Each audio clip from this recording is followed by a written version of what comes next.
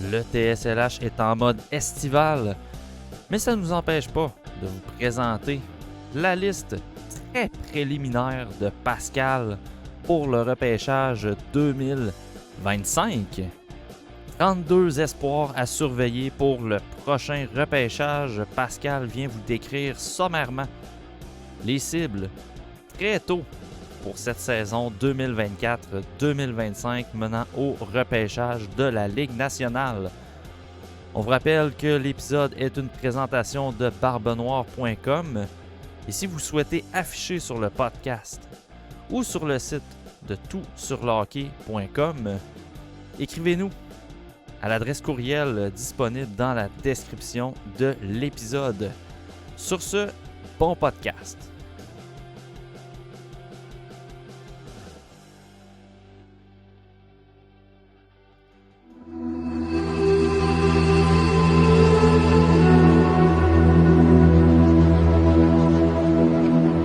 Présentation de toutsurlehockey.com.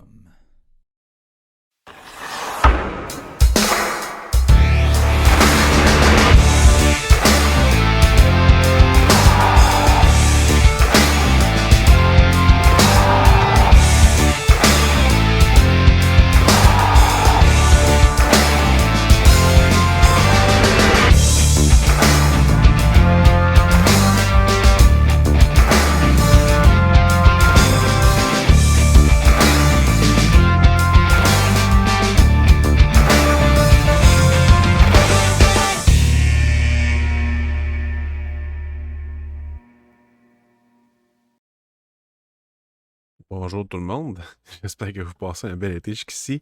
Moi, ça va très bien depuis le repêchage 2024. J'écoute du hockey pour le repêchage 2025. En fait, c'était pour justement faire comme je vais faire aujourd'hui, c'était pour faire une liste top 32 préliminaire pour le repêchage 2025. Pas nécessairement pour faire une vidéo de 3 ou 4 heures comme on fait souvent. Mais là, vu que je suis tout seul, ça serait peut-être pas la meilleure des choses à faire. Donc, c'est vraiment pour vous montrer ma liste. J'ai construit une liste qui est basée sur mes visionnements croisés de l'année passée, lorsque je regardais les Espoirs 2024.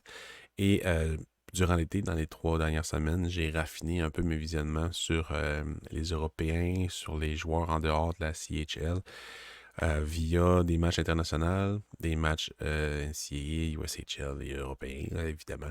J'ai regardé beaucoup le U17 aussi, qui était en novembre 2023. Oui, ça fait un peu de temps, mais ça donne quand même une bonne idée de quoi va ressembler la cohorte. Donc, tout ça pour être capable d'au moins faire un classement préliminaire d'été. Globalement, le prochain repêchage, personnellement, je l'apprécie quand même pas mal. Je dirais que ça ressemble beaucoup à 2022, c'est-à-dire que oui, James Higgins devrait être le premier, là, mais le consensus n'est pas nécessairement là. Il y a quand même des prétendants au trône, plus que l'année passée et plus que 2023 aussi, pas mal.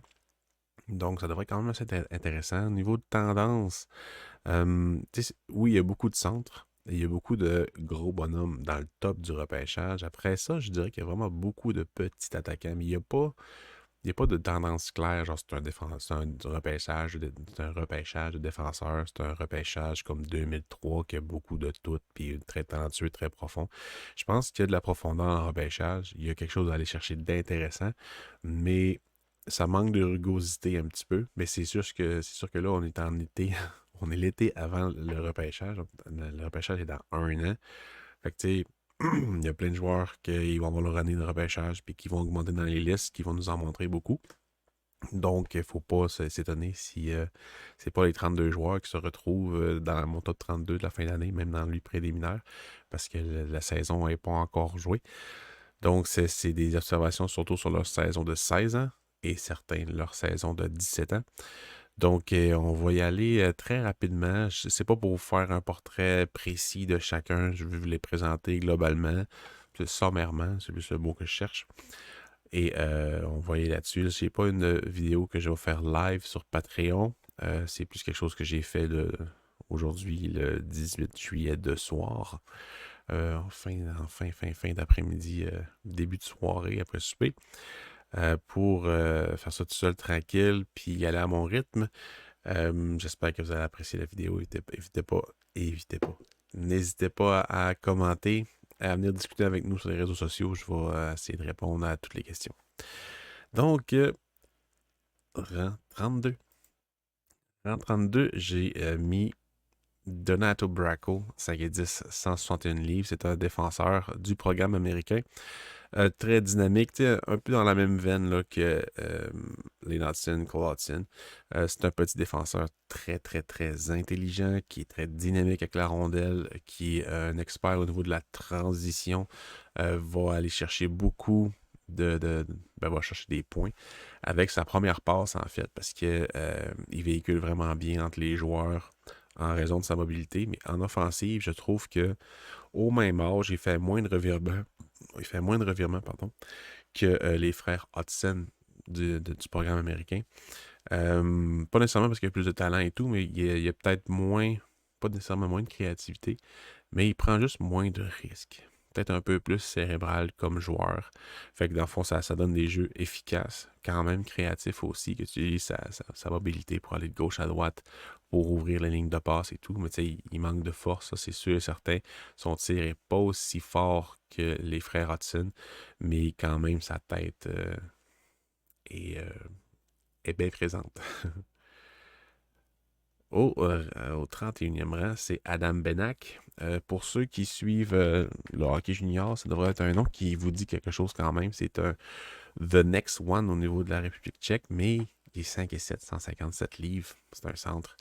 Donc, demeure vraiment petit, mais écoutez, très, très, très dynamique, très intelligent, créatif avec la rondelle. Son tir est vraiment précis également, capable de battre un gardien de but de la ligne bleue avec un tir des poignets, pas nécessairement à cause de la vélocité, mais c'est vraiment parce qu'il va avoir créé et trouvé la ligne de tir que le gardien ne sera pas capable de voir pour faire un tir voilé. Donc c'est vraiment un espoir intéressant pour le repêchage. Est-ce qu'il va sortir en première ronde? C'est basé juste sur le talent, oui. Mais quand on regarde ce qui s'est passé dans la dernière année, même l'année d'avant, au niveau des gabarits, ben, les petits joueurs descendent. Donc, il risque de sortir un peu plus tard. Puis c'est tant mieux, parce que c'est quand même un bon pick-up pour la deuxième ou la troisième ronde si jamais il chute jusque-là. Parce que c'est un excellent joueur de hockey intelligent. Niveau défensif, ben c'est sûr ben, c'est pas sa première force, si on veut, mais il est très, très poussé vers la rondelle. Fait que, tu sais, oui, absorbé par la rondelle un peu, mais il appuie ses joueurs, puis il veut faire les relances. Fait que, tu sais, il y a déjà le vouloir est là, c'est pas un gars qui se laisse glisser. Mais le trafic en offensive, c'est pas nécessairement la place où il va aller, mais qu'est-ce que on peut pas y reprocher? Il sera jamais capable d'être un joueur de trafic ou d'un joueur qui va se salir les mains contre d'autres gros joueurs parce qu'il sera jamais capable de le débattre. Faut qu'il aille par intelligence puis par talent. Au 30e rang, c'est Artyom. Quoi ça? Artyom Vilchinski. Pardon. Artyom Vilchinski, c'est un joueur, c'est un défenseur. Oh, 340 livres. Oui, c'est beau, Pascal. 340 livres. Pour ceux en vidéo, vous allez voir 340 livres. Sinon, c'est 240 livres. Tiens. Donc, défenseur russe qui joue avec le SK dans la MHL qui a joué. Là. Il a joué une quarantaine de matchs dans la même équipe que Ivan Demidov. Fait que j'avais quand même une bonne idée de son potentiel. Puis j'étais allé un peu raffiner le tout dans les dernières semaines. J'aime bien sa mobilité, son reach avec son bâton. Un gars assez physique aussi. Je pense pas que c'est le prochain Anton Silayev. Je pense vraiment pas que c'est ça. Il est pas dans l'organisation pour faire ça de toute façon. Mais dans le fond, tu sais, c'est un gars de défensif capable de traîner la rondelle également, mais c'est pas nécessairement un talent de haut niveau. Pourquoi je l'ai mis là? Ben, c'est le gabarit, c'est le patin de reculon, la légèreté du patin qui est intéressante aussi. Puis si quand même de temps en temps, j'ai vu quelques séquences qui étaient capables de déjouer ses couvreurs, dans le fond, avec son patin pour s'éviter la pression, mais aussi en offensive. Genre sorti du banc de pénalité, faire une feinte qu'un attaquant va faire assez créative pour battre le gardien de but. Fait que c'est quelque chose qui est assez intéressant. de son talent. Donc, il faut le garder en vue. Est-ce qu'il va sortir en première ronde? C'est à voir s'il développe un peu d'offensive, puis il demande encore plus de stabilité dans son jeu. Ben, on risque de le voir assez haut dans les listes. Là. On verra ce que ça va donner. Rang 29, Milton Gastrin, 6 pieds 2, 179 livres. C'est un centre suédois.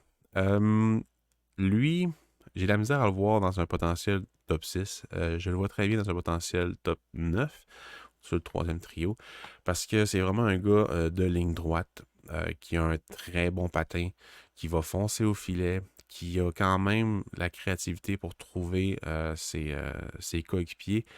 Mais c'est pas nécessairement quelqu'un qui va être hyper talentueux, là, hyper dynamique avec la rondelle. C'est vraiment plus un centre power forward, même s'il n'y a pas nécessairement de puissance, là, mais c'est vraiment plus un gars en ligne droite, échec avant, va voler les rondelles, va, à partir du trafic, va quand même être capable justement de lire la situation autour de lui pour en réagir, pour trouver ses coéquipiers, et qui a quand même un bon tir aussi pour battre les gardiens de but.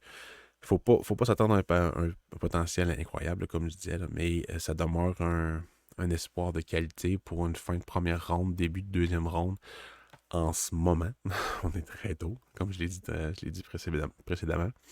Mais il m'a quand même assez intéressé là, au U17 là, avec la Suède là, qui jouait, qui faisait la job un peu sale là, pour ses coéquipiers. Il était plus sur le deuxième trio. Il était quand même capable de tirer son épingle du jeu. Puis c'est la façon qu'il utilise sa vitesse aussi, parce que c'est quand même un très très bon patineur pour sa grandeur, 6 pieds 2, pour déborder l'adversaire, pour justement y aller de vitesse, de puissance, baisser l'épaule avec sa bonne portée pour être capable d'aller au filet. Donc, il a attiré mon attention.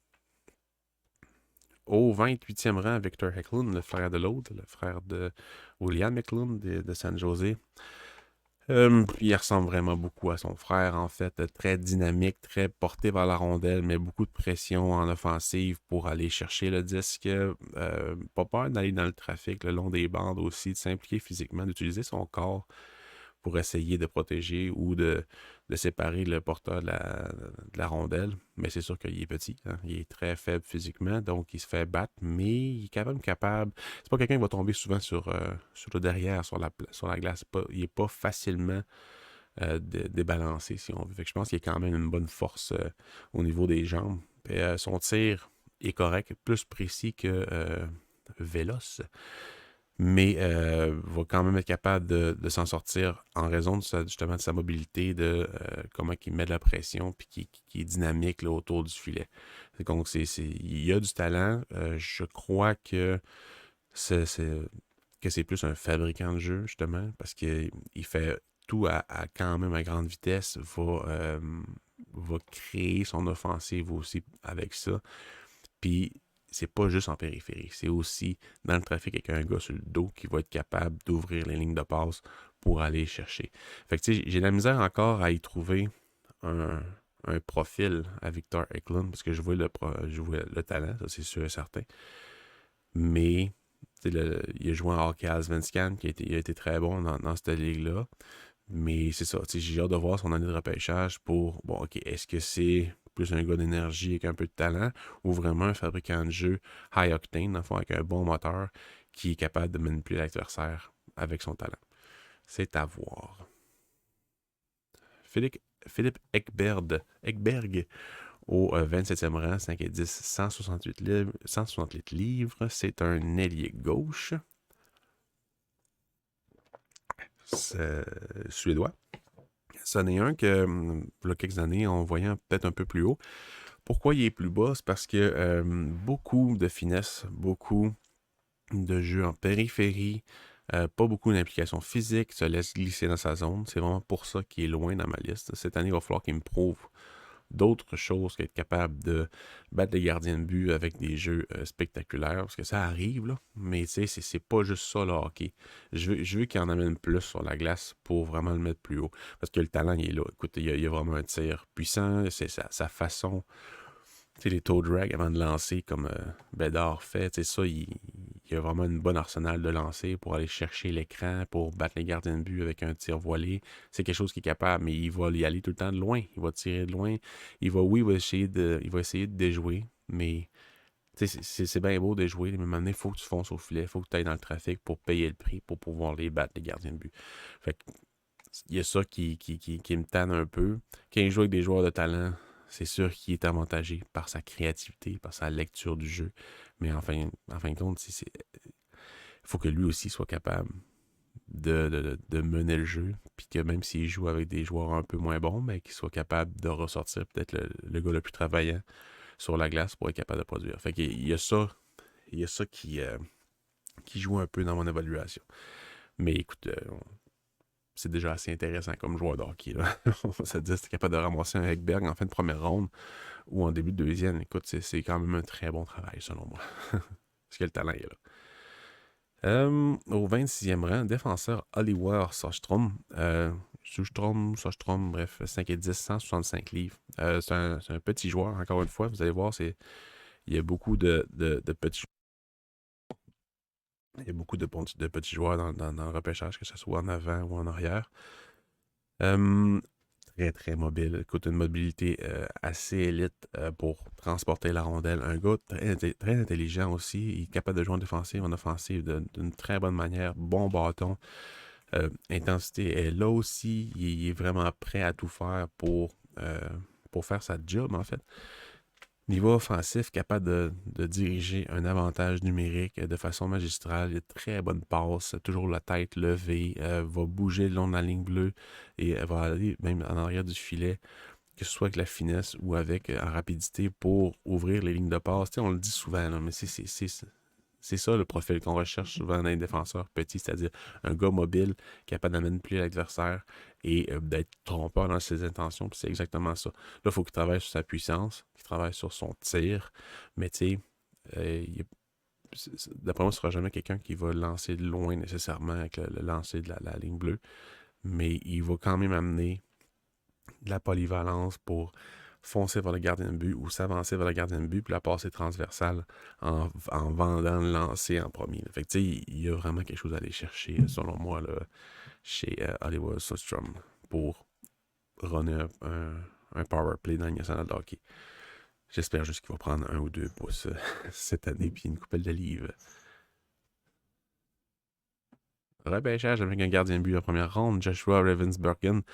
Je savais même pas que c'était un gardien de but qui était éligible au prochain repêchage quand je regardais son équipe cette année. C'est Simon Servant qui m'en a parlé en cours de saison, puis que j'ai juste allumé. Fait que, tu sais, je me prends pas nécessairement de notes ou en cours de saison pour les joueurs de 16 ans qui vont être repêchés pas l'année, mais l'autre année d'après.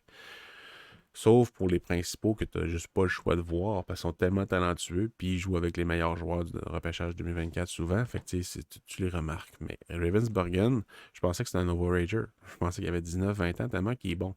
Il a le gabarit, il a l'athlétisme, il est déterminé, il suit les rondelles, il se fait pas battre facilement, il couvre beaucoup d'espace. J'ai trouvé que oui, il jouait derrière une équipe qui était quand même assez talentueuse, là, mais tu sais, c'est pas nécessairement. Il y avait il y avait son mot à dire, si vous voulez, sur les performances de son équipe. Moi, personnellement, cette année, je vais le regarder très, très, très, très précisément pour voir si ça continue. S'il est capable d'amener encore plus de constance, parce que c'est un gars constant. Mais je veux juste voir s'il continue là-dessus, puis s'il est capable d'amener encore plus à son équipe. Il y a quelques goalers que j'aime bien cette année. Il y a Ivan Kovic des Steelheads, mais il mesure 5 et 11, 6 pieds. Mais il est vraiment bon. Là. Mais pour le hockey junior, s'il prend son père mesure 6 pieds 4, il travaille pour Molson. À noter dans notre, dans notre petit calepin. Son père travaille pour Molson. Puis il mesure 6 pieds 4. Fait que peut-être qu'Ivankovic pourrait grandir un petit peu. Il y a Stebepek, en tout cas, il va jouer au Linka Gretzky, là. C'est un Tchèque qui est quand même assez bon. Et il y a un autre, c'est.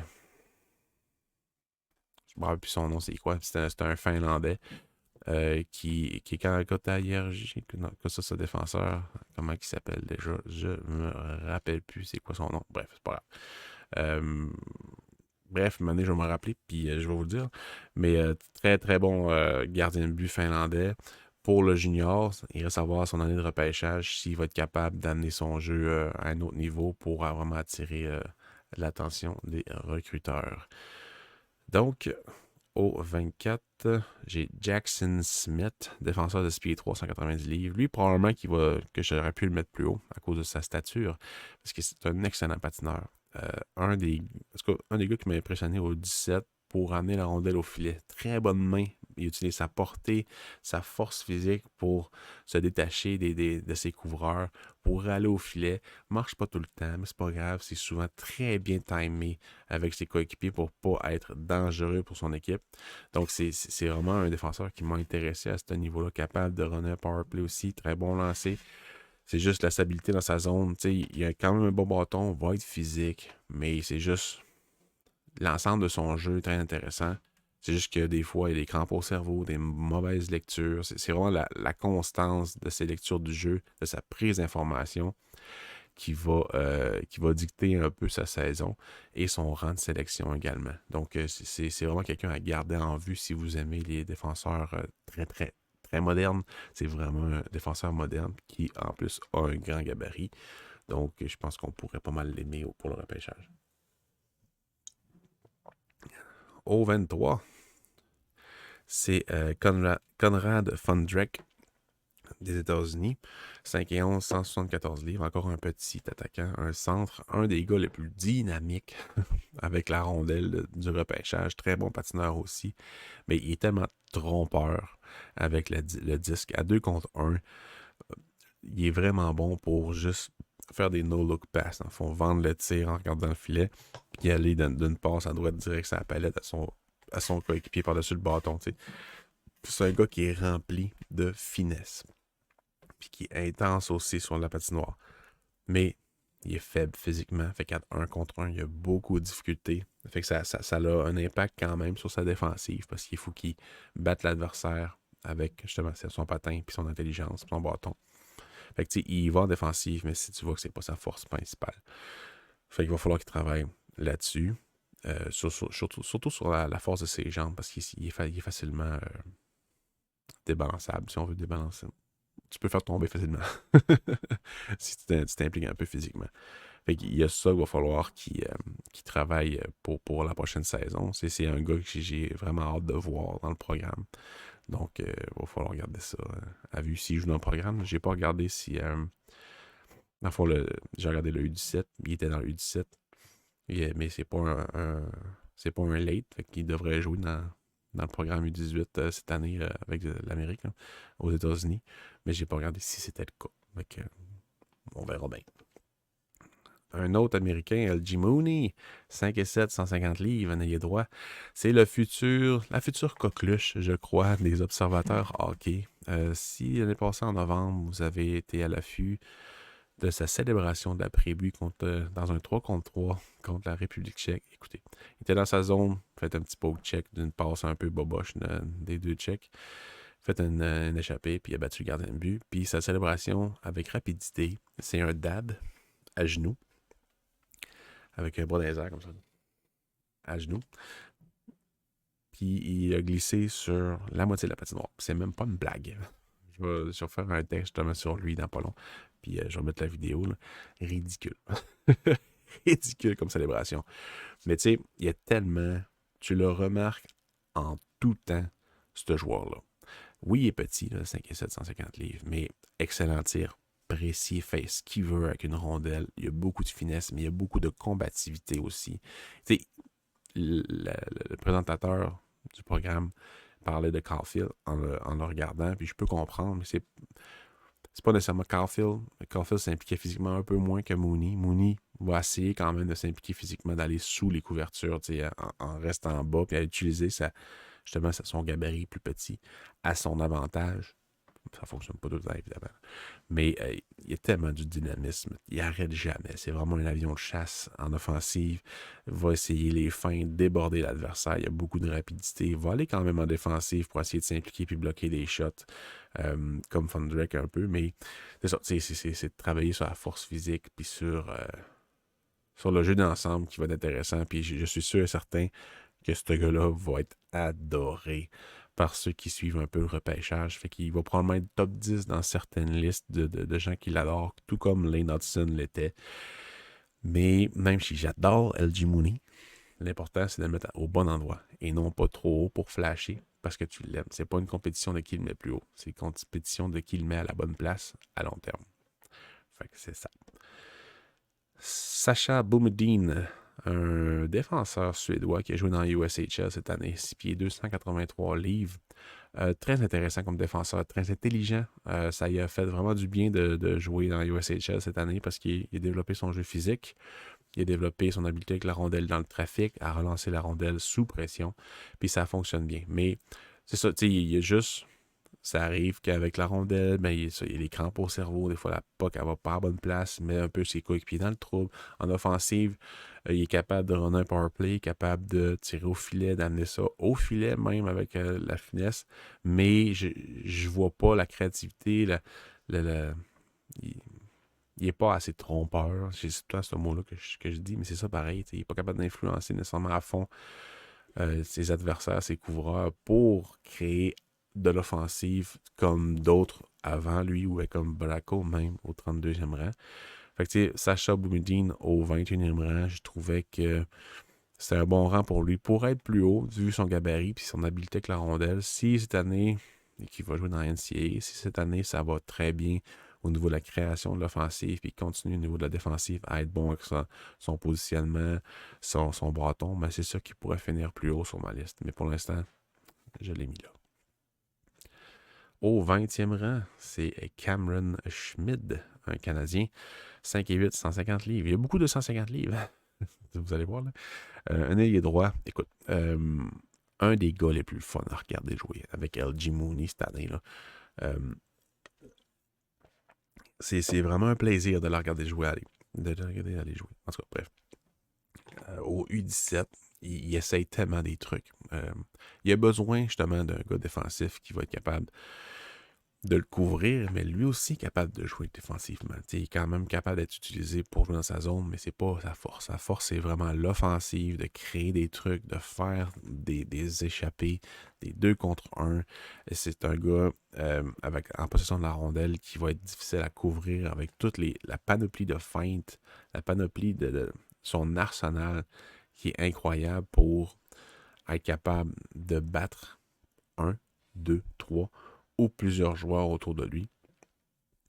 Donc, c'est quelque chose qui est vraiment intéressant avec Cameron Schmid, même s'il a une petite stature. Il est vraiment évasif, en fait. Mais c'est ça, c'est un joueur pas nécessairement périphérique, il va être capable de créer l'offensive d'un peu partout, mais dans le national de hockey, à cette stature-là, je sais pas s'il va être capable de jouer tout le temps avec la tête entre les 2 jambes pour faire ses feintes, pour faire ses tirs voilés et tout. Oui, il va au filet. C'est un gars à haute vitesse. Là. C'est un des gars, les meilleurs espoirs que j'ai vus à date depuis 2020 à haute vitesse pour faire des feintes, pour contourner le gardien de but. C'est une feinte vend le tir du revers, mais va tirer forehand en contournant la pad. Là. C'est un des gars qui le fait à la plus haute vitesse que j'ai vu dans le hockey à date. Il a vraiment, vraiment des bonnes mains à haute vitesse. C'est ça qui m'intéresse beaucoup chez lui, mais dans la nationale de hockey, les gars sont plus gros, sont plus forts, sont plus vite. Fait qu'est-ce que la marche va être difficile pour lui? Probablement. Donc, j'ai hâte de voir. J'ai hâte de voir ce que ça va donner pour lui. Le rang 19, Carter Hamiko, 6 pieds 5, 205 livres, défenseur. Pas le plus offensif, vraiment pas. Pas nécessairement le gars en contrôle du disque que tu veux en fin de partie, mais il m'en a montré assez pour être assez haut dans ma liste au niveau de l'offensive, parce qu'il est capable quand même d'appuyer l'attaque, d'aller bas en offensive pour amener pas la diversité, là, mais d'amener son appui en offensive. Même en avantage numérique, je l'ai vu aller le long des cercles de mise en jeu pour un peu déstabiliser le corps défensif. Mais c'est vraiment un gars défensif qui va amener beaucoup de robustesse. Excellent pour amener le joueur le long de la bande. Et avec son bâton et sa stature, il y a une très bonne portée avec 6 pieds 5, 205 livres. Je pense que c'est assez intéressant pour un niveau défensif. Il est prêt à payer le prix. Il est dangereux en avant du net pour justement les mollets des adversaires. Très, très, très bon défenseur défensif pour le repêchage avec une bonne mobilité. C'est un gars qui patine très bien. Un autre dans le même modèle, un peu qu'Anton Silayev, si on veut. Mais il panique pas mal moins que la rondelle. Mais il est quand même moins. Il y a moins de ressources que d'autres dans ce repêchage-là pour l'offensive puis pour véhiculer la rondelle en zone bleue. Mais c'est juste que son package est vraiment intéressant. Puis j'ai hâte de voir sa progression cette année au niveau justement de quand il y a rondelle sur sa palette. AJ Emery était très intéressant l'année passée. Un peu dans le même style, mais avec la rondelle, même si en fait de saison, je trouvais ça mieux pour déjouer, pour la protéger. Mais il manquait un peu de créativité en offensive. C'est pas pour rien qu'il y a 0 but. Je pense qu'Amico peut amener un peu plus que lui. Autre défenseur du programme américain, Charlie Treadway. Spear, 190 livres. Moins physique qu'Amico, ça c'est sûr et certain. Moins gros, mais plus intelligent en général. Plus, en fond, souvent, ce joueur-là, on va pas le voir dans une partie, mais parce qu'il va avoir tout fait bien, mais pas de juste spectaculaire. Puis il n'y aura pas eu d'avantage numérique, mettons. Mais peu importe dans laquelle situation tu le mets, mais il est excellent. Il va être capable de défendre son territoire, d'amener un petit peu de physique, mais c'est vraiment en plus intelligence, implication, bâton, positionnement. C'est vraiment ça, ce gars-là. C'est vraiment un two-way qui va être le général un peu de tout le monde. En offensive, capable de diriger un avantage numérique, peut-être plus une deuxième vague. Je pense pas qu'il y a le talent, la créativité ou bien justement influencer ses coureurs pour amener une production incroyable de points, mais il va faire les bons jeux, va rarement tuer un attaque dans le fond. Il va garder la rondelle menaçante pour l'avantage, pour l'équipe défensive. Donc c'est vraiment un gars que j'ai en vue pour être terminé plus haut aussi. Oui, c'est pas un repêchage de défenseurs, mais il y a des très bons défenseurs cette année, je trouve. Hein. Surtout après le top 10. Même dans le top 10, il y en a aussi. Là. Mais je pense que ça va quand même bouger pas mal cette année après le top 10, justement. J'ai vraiment hâte de voir où que les autres les ont dans le TSLH Espoir, mais aussi sur Bob McKenzie et tout. 17, c'est Radim Mirka. 6 pieds 6, 198 livres, un défenseur. Très, très, très, très bon défenseur qui a été repêché dans la WHL, mais je ne suis pas sûr qu'il va venir. Il n'y a rien qui est annoncé. Physique, oui, mais très, très bon patin. Très porté à transporter le disque, à être capable de véhiculer, de faire progresser le jeu, excusez. Très bonne passe aussi. Sous pression, il va utiliser sa portée, sa force physique, son patin pour être capable de s'évader. Mais j'aimerais un peu plus de stabilité sur quand un gars qui vient faire la pression, le deuxième gars qui arrive en pression, mais j'aimerais ça ça arrive plus souvent qu'il gagne ce genre d'événement-là, parce que ça arrive que c'est pas le cas.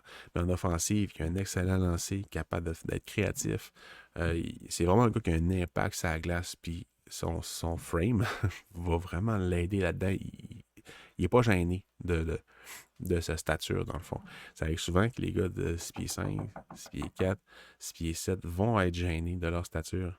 Fait que je crois pas que c'est son cas. Et bref, l'impact de Radim Mirka sur la glace est vraiment remarquable. Puis c'est ça, cette saison, s'il joue dans la meilleure ligue de République tchèque, ben on va pouvoir quand même le comparer à ce qu'on a déjà vu ailleurs, comme Adam Jiříček ou David Jiříček. Fait que ça va donner une bonne idée de ce qu'il peut avoir comme impact. Puis je crois que son potentiel est dans ce range-là. Fait que j'ai vraiment hâte de voir ce qu'il va nous donner cette année. Donc, au 16e rang, Émile Guité, un ailier gauche, 6 pieds 1, 165 livres. Un des meilleurs, sinon le meilleur marqueur du repêchage à date. L'année passée, au début de la saison, il était perdu un peu sur la glace avec les Saguenay-Chicoutimi.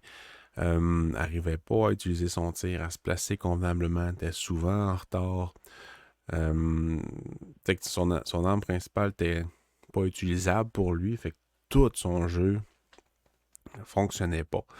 Donc, c'était vraiment désolant. Et en novembre, quand il est allé au 17, il a dominé.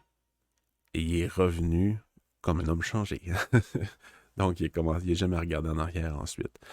Et il a vraiment monté les échelons des Saguenayens, puis aussi de la JMQ, remporté recrue de l'année. Là. Donc, il y a eu une excellente saison, puis je m'attends à une excellente saison encore. Dominant avec son lancer. Écoutez, peu importe où tu y envoies la rondelle, il va être capable d'aller la chercher ou de faire un tir sur réception, même s'il y a la rondelle dans les airs quasiment. Donc, sa coordination main-œil est vraiment intéressante. C'est quelqu'un qui va être capable de se créer de l'espace, d'être slippery, dans le fond, d'être capable de se faire oublier. Tu sais, il peut vraiment... Il peut avoir plusieurs rôles en offensive, mais le meilleur, c'est vraiment de scorer des buts. Mais il utilise quand même sa réputation, si on veut, pour être trompeur avec la rondelle, pour être capable d'envoyer ça à l'opposé et tout. Mais la meilleure option, souvent, c'est de la lancer au net, parce que son tir est incroyable. Donc, c'est vraiment un arsenal. Tir sur réception, tir des poignets. C'est off the chart là, pour un gars de son âge l'année passée. Donc, cette année, je m'attends à une très bonne saison de sa part avec les Sags. Surtout si Yannick Jean y ajoute encore plus de joueurs à l'alignement. Donc, défensivement parlant, c'est un gars qui s'implique physiquement, mais c'est pas constant. C'est juste, faut qu'il apprenne à juste être constant dans l'ensemble de son jeu, outre son lancer. C'est ça qu'il va falloir qu'il apprenne cette année et qui va faire en sorte qu'il va être un choix top 15, top 20, top 25 ou même descendre plus bas que ça. Mais je ne penserais pas qu'il descende parce que le talent est vraiment là. Puis c'est quoi qui est difficile dans le national de hockey, c'est scorer des buts, puis lui, il est capable. Rang 15, c'est Jake O'Brien, 6 pieds 150 livres, coéquipier de Florian Jacquet et Marek Van Acker avec Brentford, les Bulldogs de Brentford dans la OHL. Excellent joueur de hockey, très polyvalent, un très haut moteur avec la rondelle et sans la rondelle. Sa progression a vraiment été intéressante. Au U17, il n'a pas nécessairement été bon ou visible l'année passée, mais c'est la progression au cours de la saison qui a vraiment été intéressante. Il va créer beaucoup de choses très rapidement sur la glace. Ses lectures sont vraiment rapides, je trouve. Puis ça démontre une bonne lecture du jeu, une bonne prise d'information autour de lui. Pas nécessairement le plus rompeur à mes yeux, mais un excellent fabricant de jeu pour exploiter ce qu'on lui offre, dans le fond. Et c'est sûr que là, physiquement parlant, il a de la misère un peu parce qu'il est un peu frêle. On va voir ce que ça va donner pour l'année prochaine là, au niveau de sa force physique. Mais s'il rajoute 15-20 livres à sa shape, watch out pourrait vraiment finir haut. Donc, bien hâte de voir sa saison dans la OHL. Je pense qu'il pourrait impressionner plusieurs recruteurs là, cette année. William Moore, un autre du programme américain, 6 pieds 2, 161 livres. C'est un centre où je vois plus comme un ailier. Là. J'ai pris les positions sur Elite Prospect. J'aime beaucoup l'effort que ce joueur-là met à récupérer les rondelles. C'est vraiment pas le plus rapide. Là. Il traîne un piano. Ça, son patin n'est pas explosif. Techniquement parlant, c'est un peu boboche aussi parce que justement, il vire de dessous un peu. Et ses pivots, comment il va bouger latéralement, c'est problématique. Fait que, il y a ça qui manque. Mais pour le reste, c'est un gars vraiment intelligent, des bonnes mains, capable de protéger la rondelle en baissant l'épaule, avec sa portée aussi, en échappée. Ses mains sont vives pour battre les gardiens de but. Défensivement parlant, il est responsable aussi. Il a l'effort pour être capable d'anticiper les jeux adverses, les déploiements, pour être capable d'être utile, récupérer rondelle et tout. Mais c'est ça, il n'arrive pas nécessairement en retard, mais ça arrive. Mais il faut qu'il fournisse un deuxième, troisième, quatrième effort pour aller chercher la rondelle ou déranger l'adversaire au maximum. Il fait ça. C'est l'affaire qui fait en sorte qu'il est haut dans ma liste. Mais il va falloir qu'il travaille sur son patin. Ça, c'est sûr et certain. Au 13e rang, Caleb Desnoyers, 6 pieds 1, 163 livres, un centre qui a été repêché au premier overall en 2023 pour la LHJMQ. Très, très bon joueur de hockey. C'est un joueur de hockey. La définition de joueur de hockey dans le dictionnaire, il y a Caleb Desnoyers à côté pour le repêchage 2024. Il y a tout. Il y a absolument tout. Il a amélioré son tir beaucoup, je trouve, la saison passée. C'est un excellent fabricant de jeu. Se donne en échec avant, va s'impliquer physiquement dans sa zone. Il est là. Il a son bâton actif, va couvrir ses joueurs, va s'impliquer, va appuyer, va backer les défenseurs qui veulent aller vers l'attaque. Et sa conscience du jeu, de sa personne dans l'espace est excellente. Puis, tout comme sa prise d'information, ses lectures et tout sont vraiment justes. C'est un excellent joueur de hockey. Puis, oui, il est 13e. Pour être plus haut que ça, c'est juste que je veux voir sa progression offensive cette année, pour savoir si ça continue comme ça, puis s'il amène encore plus d'habileté avec son tir à partir du trafic, parce que j'ai trouvé qu'à l'occasion, justement, il manquait d'options de tir. Mais il a développé une façon d'aller chercher les écrans, puis à déjouer le défenseur pour être capable de l'envoyer top net au gardien avec son lancer. Donc, je veux voir la constance là-dedans, puis la progression pour être vraiment capable de le mettre top 10 ou de continuer à le mettre où je le mets là s'il y a d'autres qui montent. Fait que c'est vraiment à surveiller cette année. Devrait être le premier Québécois sélectionné justement à cause de son profil polyvalent que tu peux mettre n'importe où. Il n'est pas si loin de la Ligue nationale de hockey en termes euh, de talent, mais de lecture du jeu si on veut. C'est juste que physiquement parlant, il faut qu'il prenne du coffre. Pas mal. Un autre qui a joué dans le programme U18 américain, mais qui va jouer dans NCAA l'année prochaine pour Arizona State, si je me souviens bien.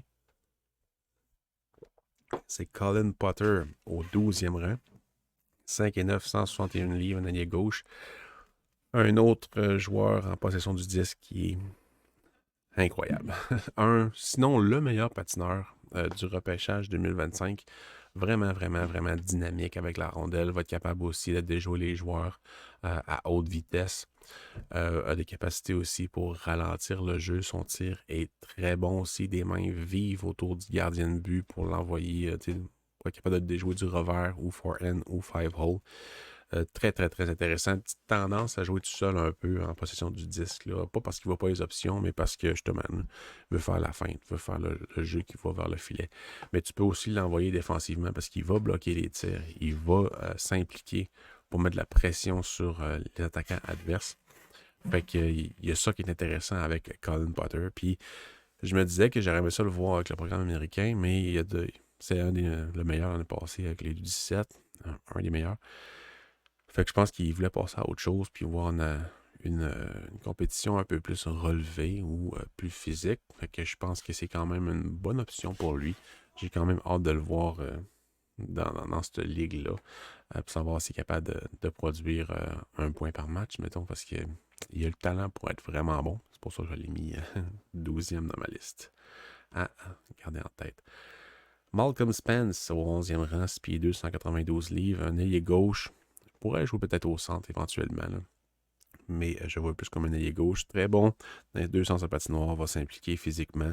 Mais je vois pas l'offensive, mettons, pour assurer que c'est un gars top 6. C'est pour ça qu'il est 11e dans ma liste, qu'il n'a pas fait la cote pour le 10e rang.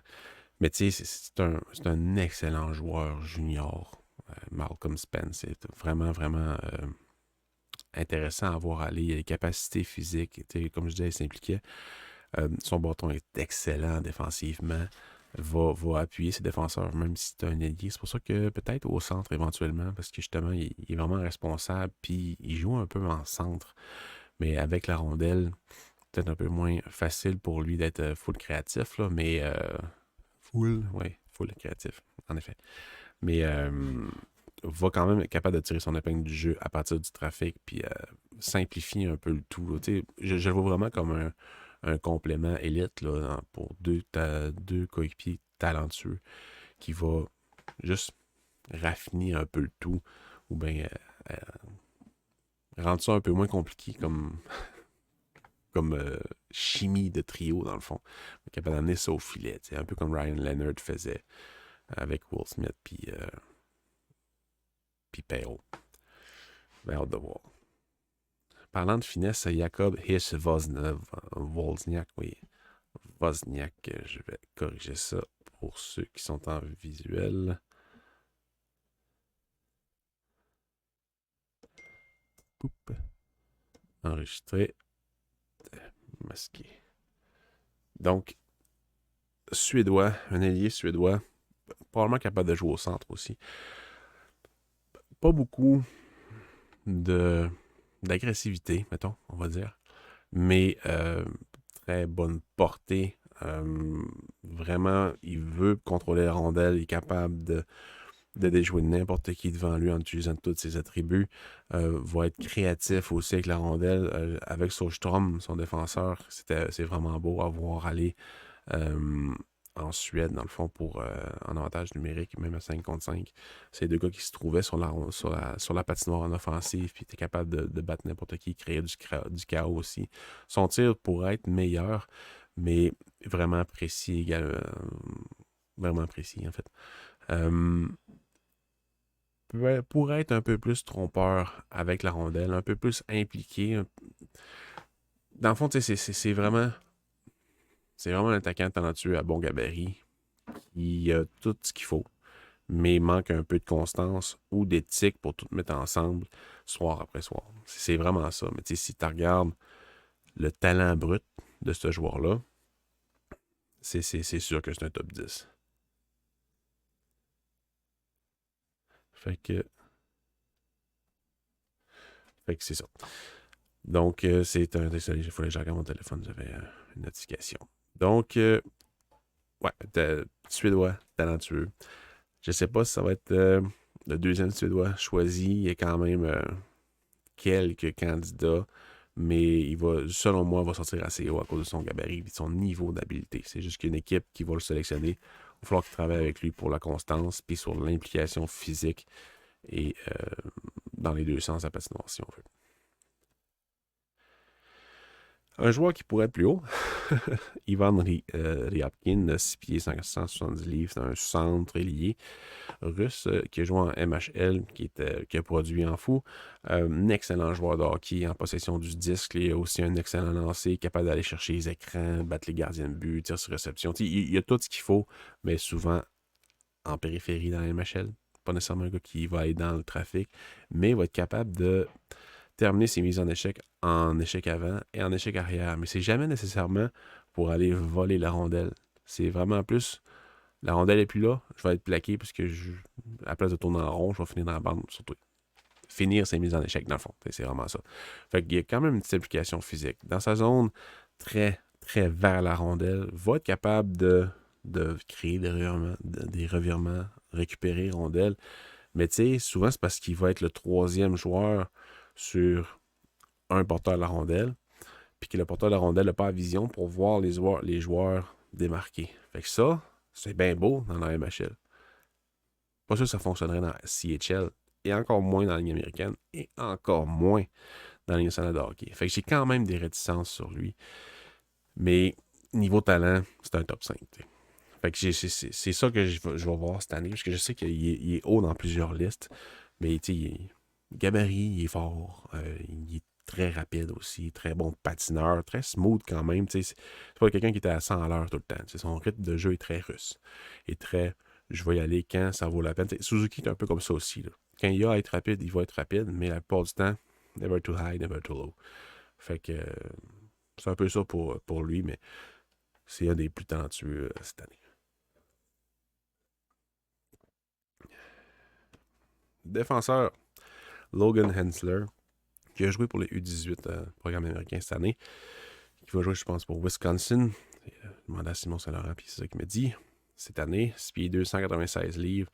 Il y a tout, dans le fond. Ce joueur-là, il a le profil, un des profils des défenseurs cette année les plus faciles à transposer pour la nationale de hockey. Parce que le patin est là, la conscience défensive est là.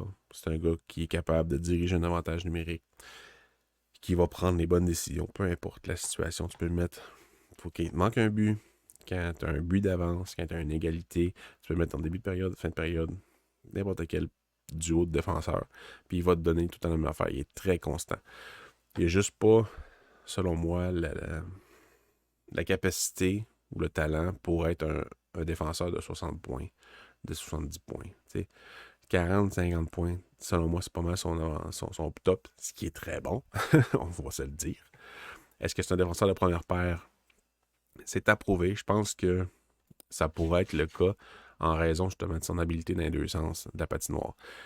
S'il s'implique encore plus physiquement, Et c'est vraiment ça. C'est vraiment s'il se développe encore plus physiquement, puis qu'il est plus agressif, j'aurais pas de misère à le voir sur une première paire, parce que quand t'es two-way, de bonne mobilité, t'as tout, ben, première paire, deuxième paire, ce qui fait la différence souvent, c'est soit l'implication physique, soit euh, pas une mobilité incroyable, mais c'est ta capacité à gruger les minutes.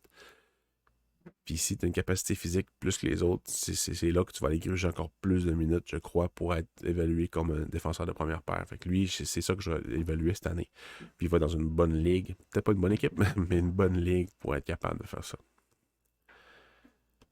Michael Misha, au 7e rang, 6 pieds 174 livres, a été utilisé comme ailier la majorité des 2 dernières saisons. Mais c'est un centre, on va se le dire, c'est un centre. Devrait jouer au centre cette année. Donc j'ai quand même hâte de voir ça. Surtout dans une bonne équipe. Il a eu un statut exceptionnel dans la OHL qui a permis de jouer plus jeune dans la CHL. Mais c'est ça. Pourquoi il est 7e? Ben, c'est parce qu'il y a tout un peu. Il y a certains soirs qu'il y a moins d'impact sur la glace, moins impliqué, il se laisse un peu plus glisser. Mais sinon, quand il est on, ben, en possession du disque, il est un excellent créateur de jeu, donc fabricant de jeu, va être capable de déjouer par l'extérieur, par l'intérieur, d'aller dans le trafic, d'utiliser son lancer. C'est vraiment un travail en construction, son lancer.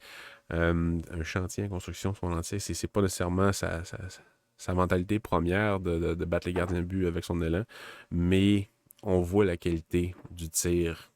Il va être capable, dans le fond, de le faire éventuellement s'il ajoute de la force, puis s'il travaille dessus.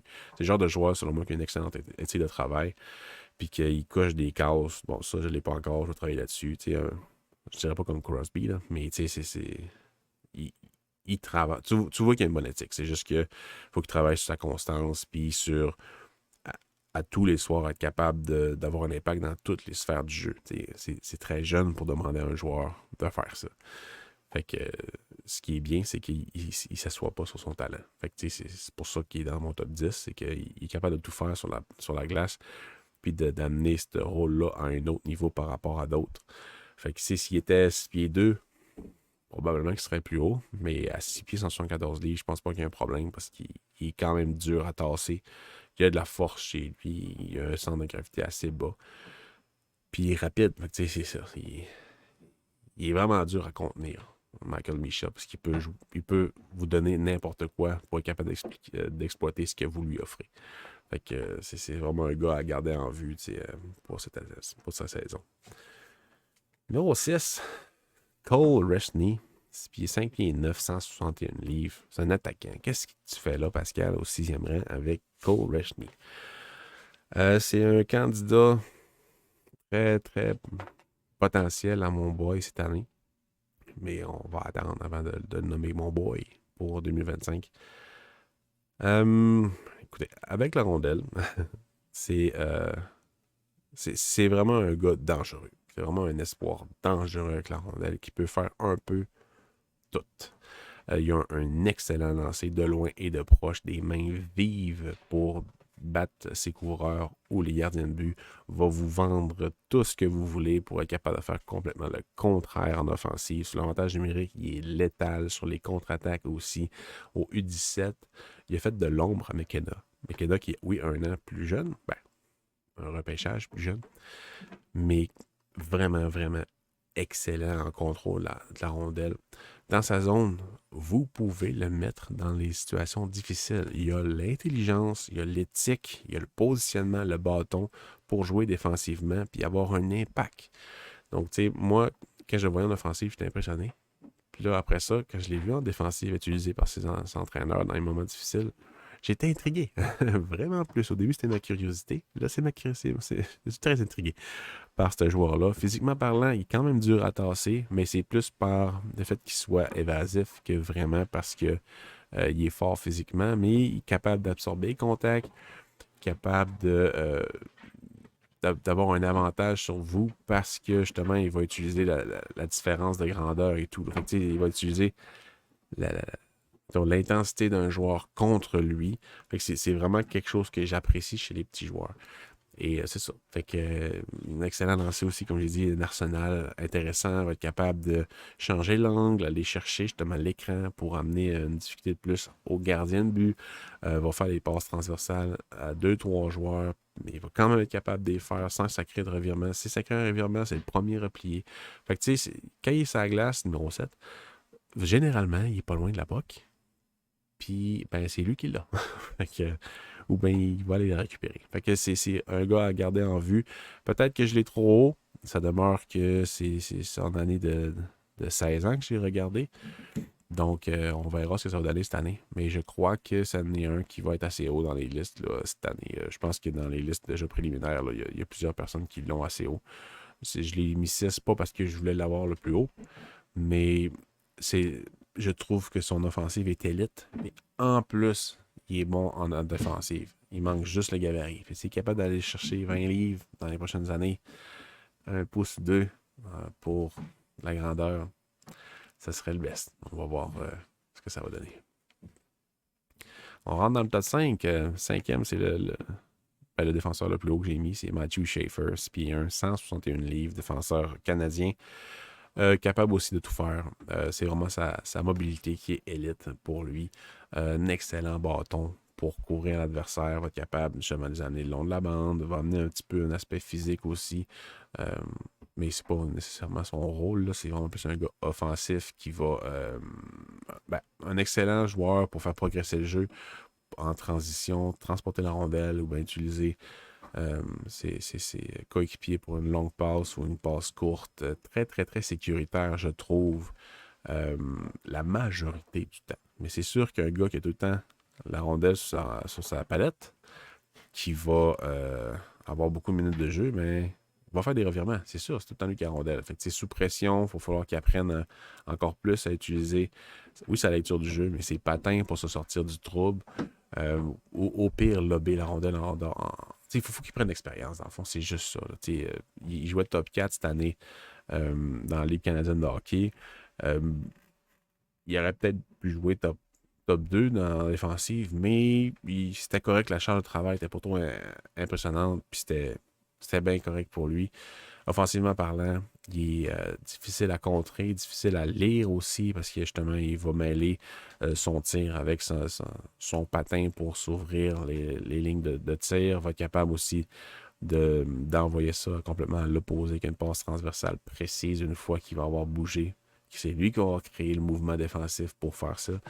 Fait que moi, j'espère qu'il va travailler sur son tir sur réception, son tir frappé, son tir de poignet est bien correct.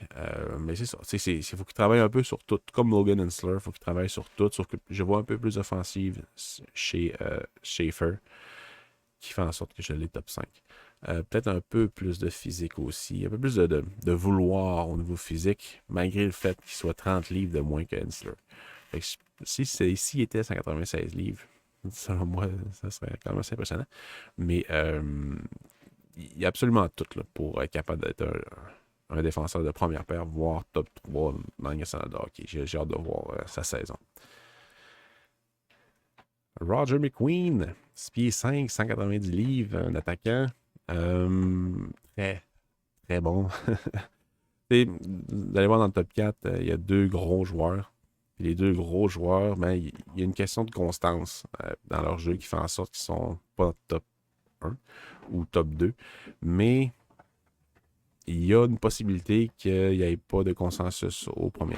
Bref, Roger McQueen, son habilité à contrôler la rondelle dans le trafic est vraiment, vraiment, vraiment impressionnante. Il y a les habiletés, un peu comme Beckett Seneke, il y a les habiletés d'un petit joueur dans le corps d'un grand joueur. Dans le trafic, avec la rondelle entre ses 2 patins, il est vraiment bon pour déjouer les joueurs ou la protéger avec la force, oui, mais avec la finesse aussi. Fait que, son patin aussi, à courte distance, c'est plus la puissance qui va l'aider, mais son patin est problématique. C'est quelque chose qu'il va falloir qu'il travaille, puis c'est pour ça probablement que le monde va l'avoir un peu plus bas, c'est-à-dire que la distance de séparation, il l'a pas encore. Oui, ses foulées sont grandes et tout, mais c'est pas encore assez puissant. C'est peut-être plus un problème technique. Je suis vraiment pas un expert de patin, mais c'est problématique en ce moment pour lui. Ça va avoir un impact sur son jeu. Mais il il est bon. Il est vraiment bon. Puis il est quand même assez responsable aussi. Il va s'impliquer physiquement.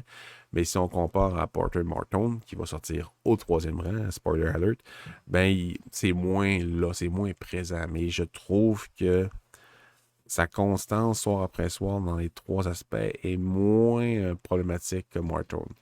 Mais même si c'est à travailler, c'est moins problématique. Je le vois plus comme un two-way que Martone, que je le vois plus comme un offensif, mettons. Fait que j'ai hâte de voir la saison, comme je veux dire à tous les fois, là. Mais j'ai hâte de voir sa saison pour s'il est capable d'amener, oui, plus de rapidité, mais s'il continue à être bon sur 200 pieds, puis que son offensive se développe encore plus. C'est ce que c'est pas un power forward, c'est un two-way, mais avec un gabarit assez imposant. Fait que s'il est un two-way power forward, c'est encore mieux. On verra.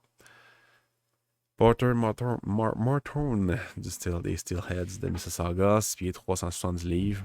On en a parlé un peu cette année, surtout Simon Servant, je pense qu'il en a parlé quand il parlait de Misha, de Luke Misha. Un excellent joueur d'hockey. Très, très, très créatif en contrôle du disque. Très bonne implication physique. En fait, c'est une de ses forces. C'était vraiment d'être fort physiquement, de s'imposer dans le fond de la zone, en ligne droite, devant le filet. Va être capable de créer des jeux à partir du trafic. Donc, sa lecture du jeu est excellente. Défensivement parlant, c'est un chantier, si on veut. Mais la rapidité est là. Fait que, il y a tout. Mais je pense que si on compare à McQueen, je pense que le IQ est moins élevé.